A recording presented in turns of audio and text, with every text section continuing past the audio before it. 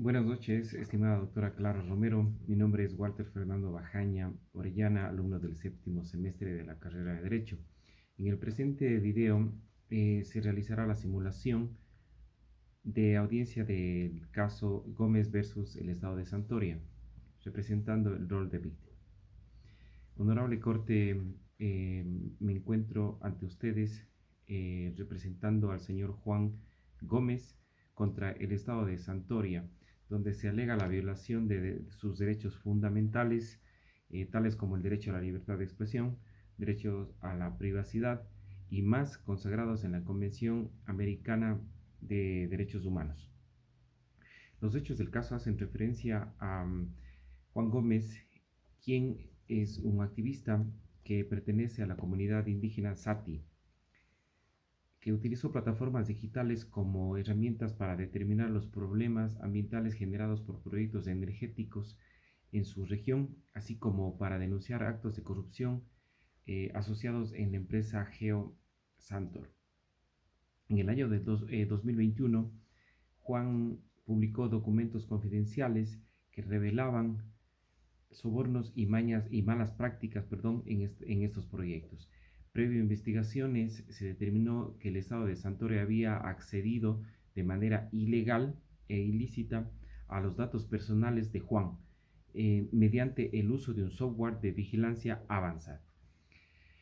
Esta acción no solo constituyó una violación directa a su privacidad, sino también creó un ambiente de intimidación hacia otros activistas que buscaban ejercer el derecho de libertad de expresión.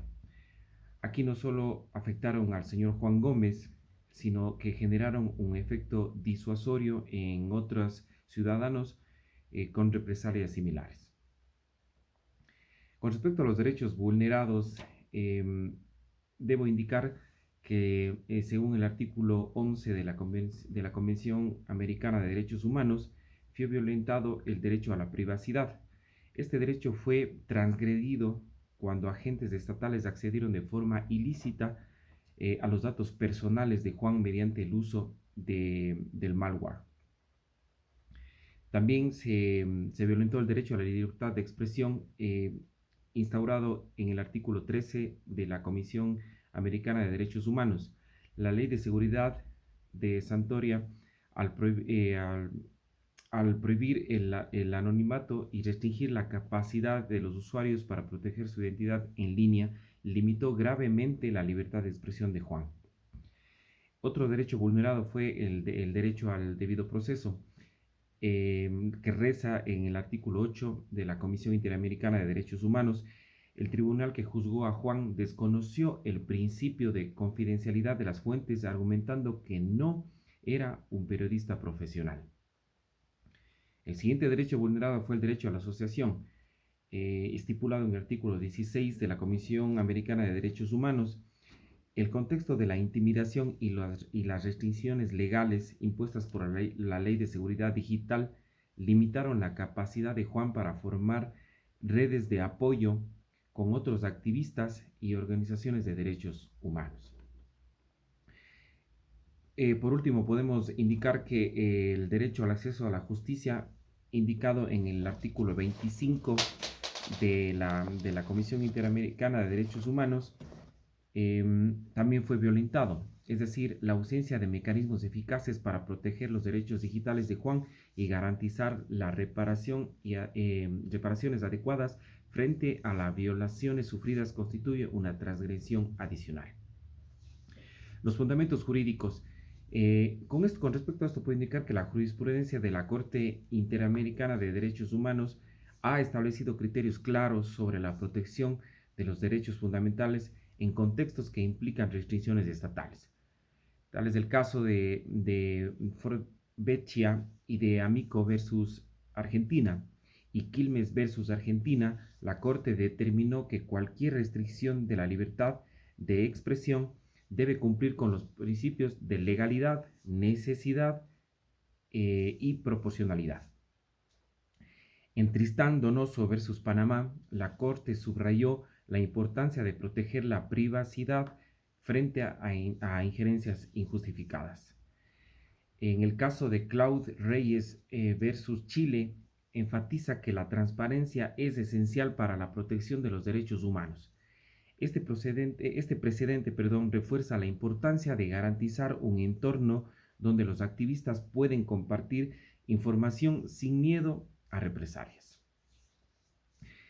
El Estado de Santoria incurrió en responsabilidades internacionales por las violaciones cometidas, tanto por acciones directas de sus funcionarios como por omisiones, al no adoptar medidas preventivas. Según el artículo 1.1 de la Comisión Americana de Derechos Humanos, los estados tienen la obligación de respetar y garantizar los derechos humanos.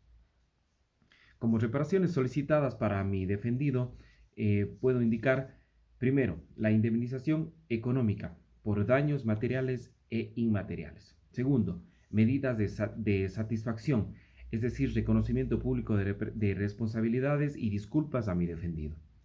Tercero, las garantías de no repetición. Hacemos referencia a las reformas legales, especialmente en la Ley de Seguridad Digital. 4. La rehabilitación, es decir, servicios psicológicos y médicos para mi defendido. Quinto, medidas provisionales, protección contra represalias futuras. Esto claramente se detalla en la solicitud. Y sexto, promoción de derechos digitales. Esto implica la implementación de regularizaciones que garanticen la neutralidad de la red.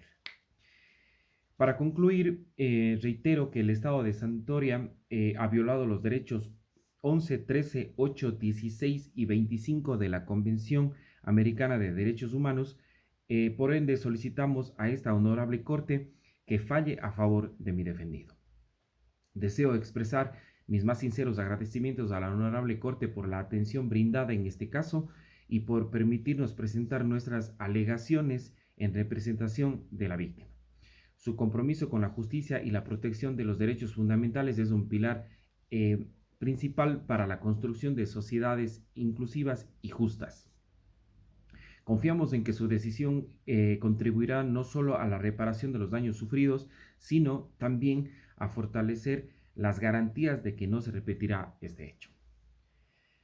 Como conclusión, con respecto a este caso, puedo indicar que nos deja una reflexión muy real sobre el papel de los activistas y los defensores de los derechos humanos en una sociedad digitalizada. La lucha de Juan Gómez representa a miles de personas que enfrentan riesgos similares al levantar la voz en defensa de sus comunidades y derechos fundamentales. La protección de estas personas deben convertirse en una prioridad, asegurando que su labor se pueda desarrollar sin temor, sin represalias, ni tampoco censuras, consolidadas así en una democracia fuerte y una sociedad equitativa. El caso de Juan Gómez versus el Estado de Santoria pone en manifiesto los retos que debe enfrentar los derechos humanos en un entorno globalizado y digitalizado. La creciente dependencia de las tecnologías digitales han generado nuevos riesgos, particularmente en contextos donde las legislaciones restrictivas y el uso indiscriminado de herramientas de vigilancia estatal se utilizan como mecanismos de control y represión. Este caso no solo subraya la necesidad de contar con un marco jurídico sólido que equilibre la protección de los derechos fundamentales con los intereses de la seguridad nacional, sino también la urgencia de implementar políticas públicas que prioricen la transparencia, la participación ciudadana y el respeto a las libertades individuales. Muchas gracias.